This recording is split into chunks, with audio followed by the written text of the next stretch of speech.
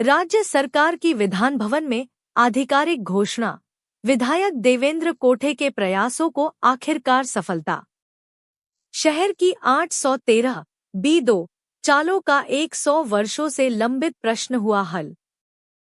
सोलापुर शहर के श्रमिकों की चालों और संपत्तियों से जुड़ा लगभग 100 वर्षों से लंबित B2 लीज होल्ड श्रेणी का विवाद आखिरकार समाप्त हो गया है।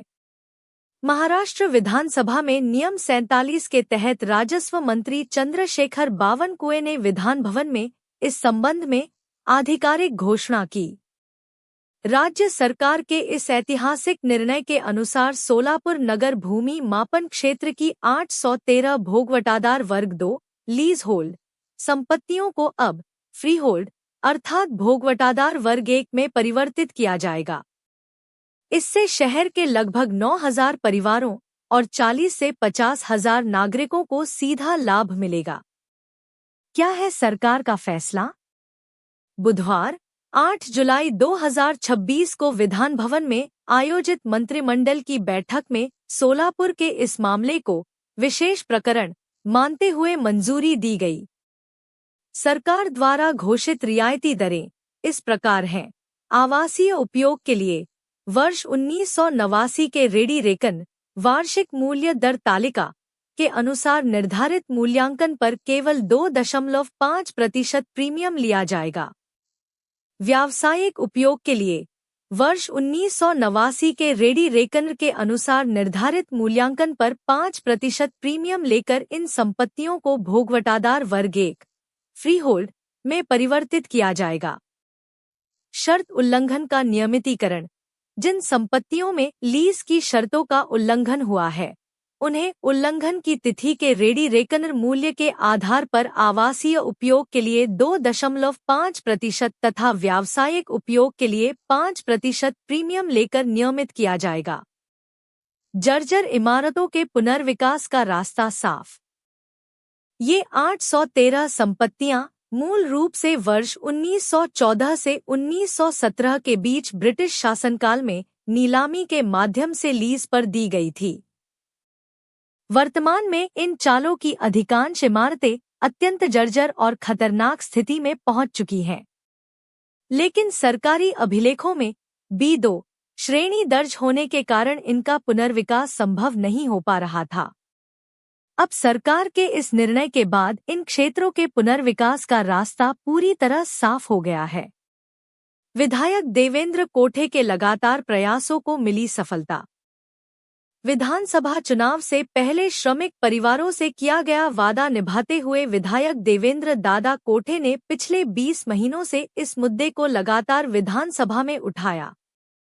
उन्होंने राजस्व मंत्री चंद्रशेखर बावनकुळे के साथ कई बैठकें कर इस महत्वपूर्ण विषय पर लगातार प्रयास किए। 2 वर्ष पहले तक जो सपना यहाँ के श्रमिकों को लगभग असंभव लगता था वह अब उनके सतत प्रयासों से साकार हो गया है। सरकार और जनप्रतिनिधियों का आभार। इस ऐतिहासिक निर्णय के लिए सोलापुर के नागरिकों और विभिन्न सामाजिक संगठनों ने मुख्यमंत्री देवेंद्र फडणवीस, राजस्व मंत्री चंद्रशेखर बावनकुळे, पालक मंत्री जयकुमार गोरे, विधायक देवेंद्र दादा कोठे तथा इस आंदोलन में प्रत्यक्ष और अप्रत्यक्ष रूप से योगदान देने वाले सभी ज्ञात कार्यकर्ताओं के प्रति आभार व्यक्त किया है। नागरिकों का कहना है कि यह निर्णय केवल राजनीति नहीं बल्कि श्रमिकों और आम जनता के हित में किया गया वास्तविक समाजहित का कार्य है। भाजपा पदाधिकारियों और कार्यकर्ताओं ने मनाया जश्न। विधान भवन में इस ऐतिहासिक निर्णय की आधिकारिक घोषणा होते ही सोलापुर में खुशी का माहौल बन गया।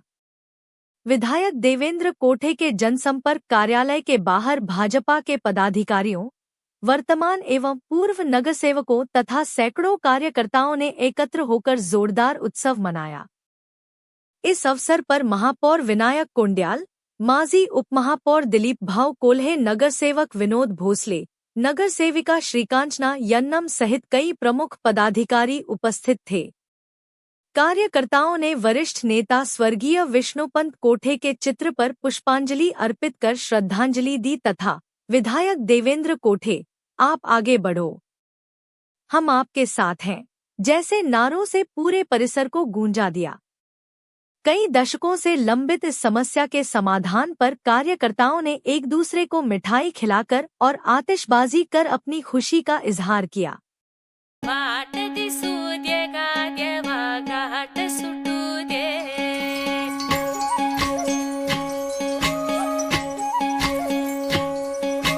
वाट दिसू दे गा देवा वाट दिसू दे। वाट दिसू दे गा देवा घाट सुटू दे।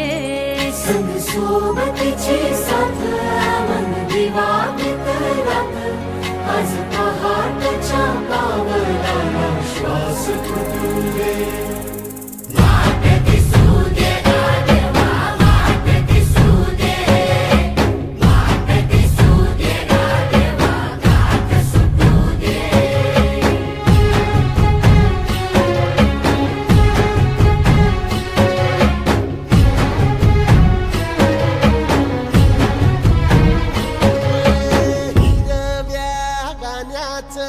दान दिलं त्यानं वसाडाचं रान झालं जी.